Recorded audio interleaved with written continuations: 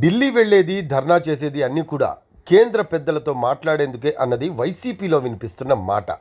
కేంద్ర పెద్దలకు టచ్లోకి వచ్చేందుకు జగన్ చూస్తున్నారు అని అంటున్నారు.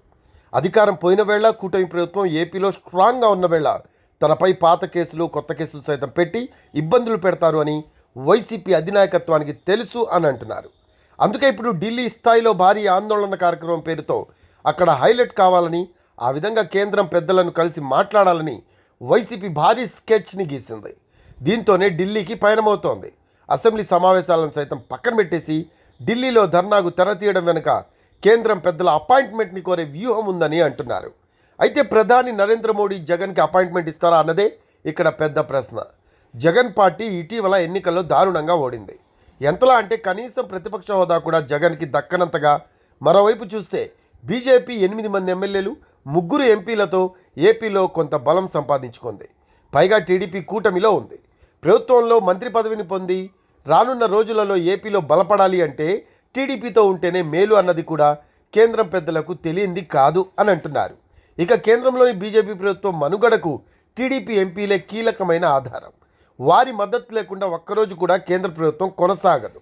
అలా లెక్కలన్నీ కళ్ళ ముందుండగా జగన్కి అపాయింట్మెంట్ మోడీ ఇస్తారా అన్నది చర్చగా ఉంది. రాజ్యసభలో వైసీపీకి ఎంపీల బలం ఉంది. అయితే దానికి కూడా తరుణోపాయం కనిపెట్టేశారు. టీడీపీ ఆయా ఎంపీలను తన వైపుకు తిప్పుకోవడం ద్వారా వైసీపీని చీల్చబోతోంది. వారి మీద అనర్హత వేటు లేకుండా బీజేపీ అండగా ఉండనుందని అంటున్నారు. ఈ రకంగా చూస్తే కనుక వైసీపీని ఏ రాజకీయ అవసరం కోసం తాము దగ్గర తీయాలని బీజేపీ పెద్దలకు అనిపించడం సహజమని అంటున్నారు. ఏపీలో వైసీపీని పూర్తిగా లేకుండా చేస్తామని చంద్రబాబు చెబుతున్నారు. ఒక విధంగా అయితే ఆయన తీవ్రమైన ప్రతిజ్ఞ చేస్తున్నారు. ఏపీలో 2029లో సునాయాసంగా గెలిచేందుకు కూడా పక్కాగా ప్లాన్ చేసుకుంటున్నారు. ఈ నేపథ్యంలో వైసీపీకి కేంద్రం పెద్దలు అపాయింట్మెంట్ ఇస్తే బాబు కానీ టీడీపీ కానీ అస్సలు ఊరుకోరని అంటున్నారు. ఇక టీడీపీ మనసెరిగిన బీజేపీ పెద్దలు సైతం జగన్కి ఏ విధంగానూ అపాయింట్మెంట్లు ఇచ్చి తమ కాళ్ల కిందకు నీళ్లు తెచ్చుకోరని అంటున్నారు. అంతేకాదు రానున్న రోజుల్లో జగన్ మీద కేసులు కూడా మరింత జోరందుకుంటాయని అంటున్నారు. అలాగే ఆయన 5 ఏళ్ల పాలన మీద టీడీపీ నుంచి వచ్చిన నివేదికలు కూడా బీజేపీ వద్ద ఉన్నాయని అంటున్నారు.